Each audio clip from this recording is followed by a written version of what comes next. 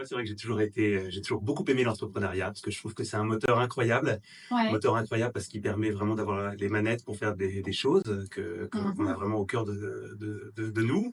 Donc déjà dans mes éducations secondaires, mes études secondaires, j'ai monté une première entreprise qui travaillait dans les données de l'industrie pharmaceutique pour analyser les données de l'industrie pharmaceutique. Alors, OK. tout ça pour dire que c'est un échec cuisant, je l'ai fermé au bout de 2 ans, mais c'était une super expérience, vraiment très, très intéressante. Après, je me suis formé pendant 8 ans, dans un grand groupe avant de passer à la deuxième phase qui était de recréer une entreprise avec 2 associés, qui travaillaient dans le domaine du conseil en ingénierie. Succès parce qu'aujourd'hui, elle emploie près de 8 000 personnes. Waouh! Elle est présente un peu partout en Europe et au-delà. Et c'est voilà, une très belle aventure entrepreneuriale vraiment avec des équipes incroyables.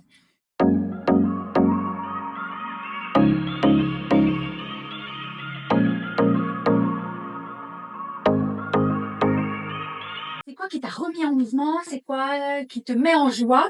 Et c'est quoi ton nouveau challenge? Alors c'est vrai que dans l'entreprise Global Group qui compte 3 structures, Jacomex, Inert et Rea, ce qui m'intéresse vraiment particulièrement, c'est qu'il y a plein de talents différents. C'est-à-dire qu'il y Ouais. a des personnes qui vont être au niveau de l'atelier pour la fabrication, l'industrie. Il y a des personnes au niveau du marketing, il y a des personnes au niveau de l'ingénierie. Il y a beaucoup de fonctions différentes. Et moi, ce qui m'a vraiment motivé, c'est d'être capable, autour d'un projet commun, de faire rayonner et réussir des talents.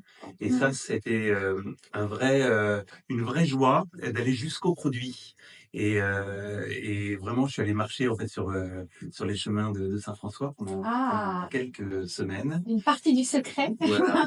Et en fait, j'ai vraiment eu la sensation que j'avais envie de changer de secteur d'activité pour permettre de voir des secteurs d'activité où tout type, où la France vraiment rayonne dans l'entreprise et pas uniquement une entreprise avec que des ingénieurs, mais Le prix s'appelle le prix du bien commun. Est-ce que ça, c'est pour toi une partie du bien commun de faire communiquer les talents entre eux, développer les talents, cette fierté d'appartenir au même oui, je collectif? pense que le bien commun, c'est déjà de ne pas opposer les uns aux autres, mais de Mmh. faire unité et union. Et donc, je pense que de faire rayonner et réussir les talents, les rendant fiers de ce qu'ils font, c'est une partie du bien commun. C'est de les rendre joyeux et heureux dans cela.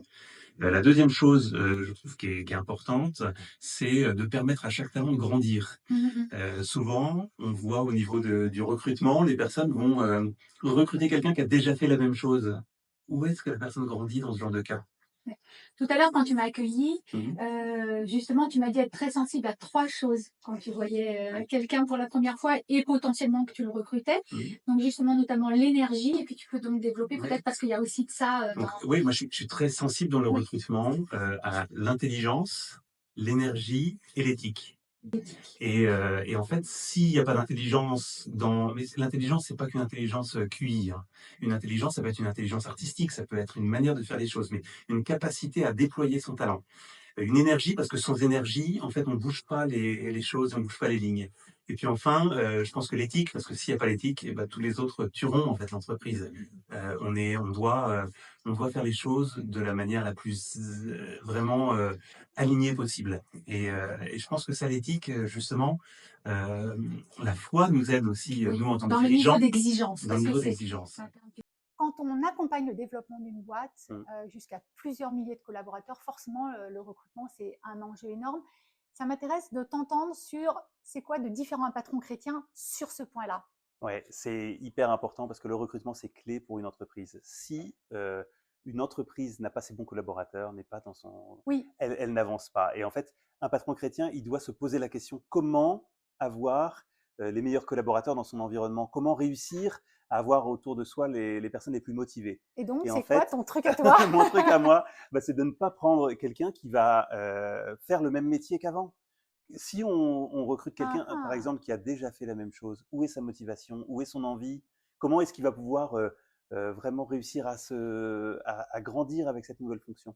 Je pense que en fait, un recruteur doit se poser la question de comment donner une fonction à une personne qui va lui permettre de grandir, d'apprendre et puis de pouvoir progresser. Donc tu prends un risque Il faut positif. prendre un risque positif. Et ça donne de l'énergie à la personne, j'imagine. Oui, et puis au Cette recruteur confiance. aussi, au recruteur, parce que Ah si on bah, recrute que des personnes qui ont fait la même chose, c'est c'est vrai. pas très très drôle. Alors que là, en se disant, bah, je vais essayer d'aller trouver le diamant brut qui va faire que bah, cette fonction va être super bien réalisée grâce à ça. Quelle D'accord. joie, quoi. Donc Ouais. c'est gagnant-gagnant pour tout le monde. Ouais. Quand on voit qu'un salarié n'est pas bien, qu'il n'est pas à sa place ou qu'il souffre dans son activité, oser lui dire qu'une fonction serait plus appropriée pour lui, il serait plus heureux avec ça. Bah, c'est pas facile quand c'est une fonction différente et qu'on a atteint un niveau qui est très élevé dans l'entreprise, mais en fait c'est salvateur. Et je me souviens de différents cas où j'ai beaucoup prié avant d'annoncer des choses parfois pas faciles. Et en fait, ça s'est toujours bien passé. Alors, c'est pas magique, mais je pense que le Seigneur est vraiment à nous accompagner au jour le jour dans notre mission de dirigeant. Et dans toutes les missions, je pense que la prière est un vrai renfort au quotidien. Mais c'est pas magique. Priez, comme dit saint Augustin, priez comme si tout venait de Dieu et agissez comme si tout venait de vous. C'est pas je prie et je laisse faire, hein. C'est j'agis et j'essaie de mettre les choses en place.